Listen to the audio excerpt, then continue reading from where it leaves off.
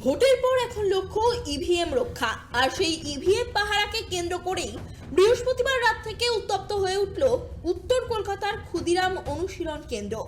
Strong রুমে অসাধু উপায়ে বহিরাগত ঢোকানো হচ্ছে। এই অভিযোগে ইভিএম কারচুপির আশঙ্কা প্রকাশ করে অবস্থানে বসেন তৃণমূল প্রার্থী শশী পাঁজা এবং কুণাল ঘোষ। পরিস্থিতি আরো জটিল হয় যখন সেখানে উপস্থিত হন বিজেপি প্রার্থী তাপস রায় ও সন্তোষ পাঠক। দুই পক্ষের সমর্থকদের হাতাহাতি আর স্লোগান যুদ্ধে রাতভর টান টান উত্তেজনা ছড়ায় এলাকায়।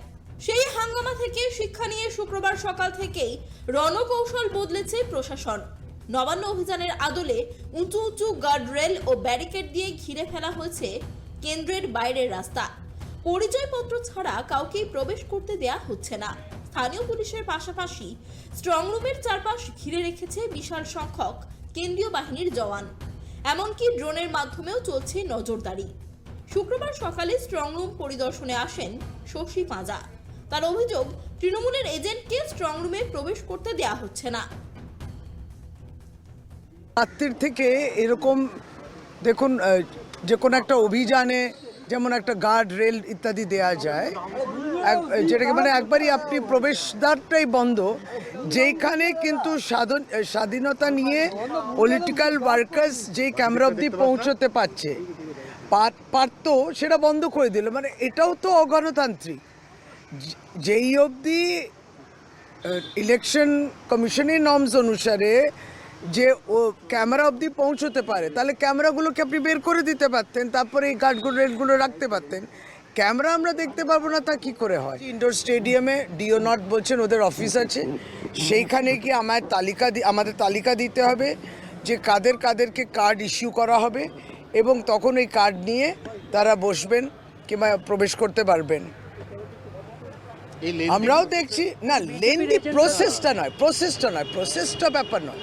ব্যাপারটা হচ্ছে যেখানে যেটা একবারই অধিকারের মধ্যে পড়ে, যে ওই ক্যামেরাগুলো তাহলে ইনস্টল করেছেন কেন? কার জন্যে? পুলিশের জন্যে নাকি রাজনৈতিক দলের জন্যে?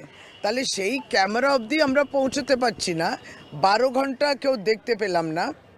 এবার বলা হচ্ছে কার্ড দেয়া হবে। আবার কেন এই পরিবর্তনটা কেন করা হলো? তৃণমূল কংগ্রেসের এজেন্ট ক্যান্ডিডেট আপনি নিয়ে আসুন, নিজে ওই গেটে নিয়ে যান। ওইখানে যদি না ঢুকতে দেয় তখন আপনারা এটা টিভিতে চালান। সব না, মিথ্যা কথা। সবই নিজে স্ট্রং রুমের ভিতরে চলে গেছেন কালকে। আমরাই তো তাই জন্যই তো আমরা কালকে বিবাদ করেছি কি স্ট্রং রুমে কেন যাবেন, আর হাই সিকিউরিটি জোনে এত ভিড় কেন হবে।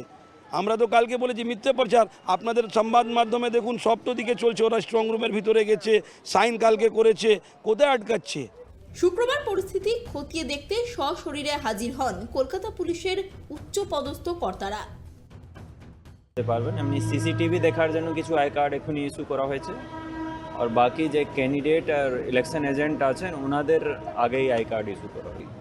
यहाँ पे एडिशनल सिक्योरिटी डिप्लॉयमेंट किया गया है, उसमें सीएपीएफ का भी एडिशनल डिप्लॉयमेंट है और जो हमारा आर्म्ड पुलिस है उसका भी एडिशनल डिप्लॉयमेंट किया गया under the supervision of 1 ACP and DCP.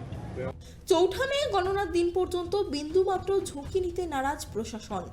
Khudiram অনুশীলন কেন্দ্রের আশেপাশে মোতায়েন করা হচ্ছে র্যাব এবং বিশেষ পুলিশ বাহিনী। এখন দেখার সোমবার গণনার সকালে এই কেন্দ্রকে ঘিরে রাজনৈতিক পারদ আর কতটা চড়ে। ক্যামেরায় স্বপন রায়ের সঙ্গে অভ্রদীপ দাসের রিপোর্ট, কেটিভি বাংলা, কলকাতা।